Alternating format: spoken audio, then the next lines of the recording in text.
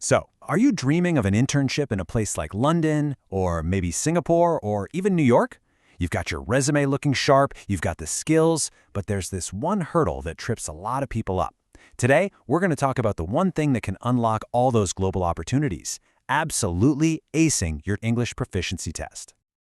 You've got the ambition, right? You've got the drive, and you've got this dream of working for a top company in a totally different country. But there's usually one specific key you need to actually open that door. So let's dive in and figure out exactly what that is. First things first, let's talk about what's really on the table here. And believe me, it's a lot more than just another line on your resume. The whole world of international internships is just blowing up, and it's probably way more accessible than you even think.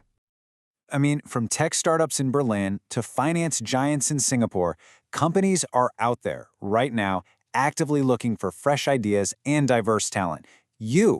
Now, these roles are competitive, for sure, but the experience you get is priceless. And you know what?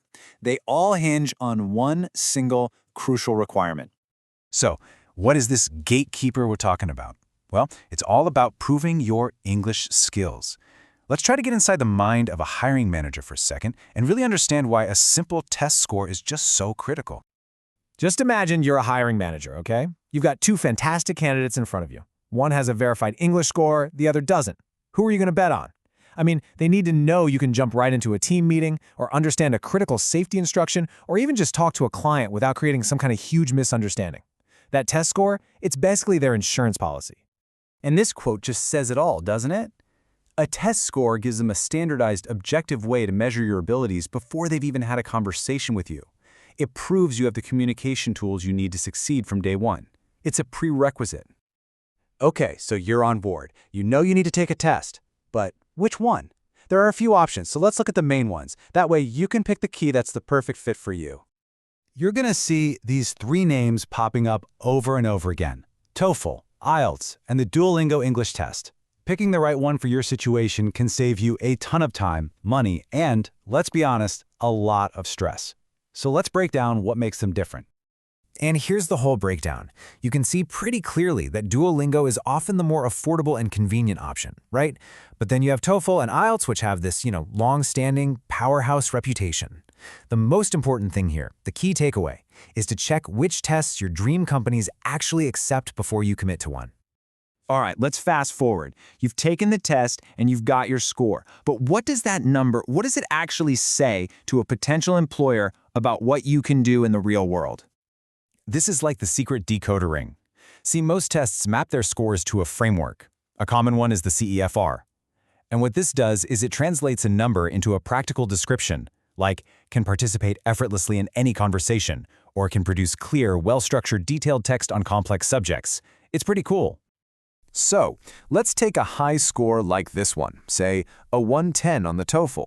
To a recruiter, this is so much more than just a big number. It actually paints a really clear picture of the kind of professional you're going to be in their office. So here's the most crucial point. Your score is evidence. It's proof that you can not only handle the technical side of the job, but you can also fit right into the social and collaborative parts of the workplace. It tells them you're not just going to survive there, you're going to thrive. Okay, that's enough theory. Let's get practical. Let's talk about your step-by-step action plan to get this done and land that dream internship. This 4-step process is your roadmap. It's that simple. Start by doing your homework. Find out exactly which tests your target companies accept. Then, really dive into the practice materials. This isn't just about how good your English is. It's about understanding the logic of the test itself. Book your date early to avoid any last-minute stress, and then just walk in on test day ready to show them what you got. And as you go through this whole process, I want to leave you with one final thought. AI can translate words, sure, but it can't replicate nuance. It can't build rapport or share a laugh with a colleague. This test is just a stepping stone, but your genuine ability to connect with other people, that's the skill that will truly define your success. Good luck out there.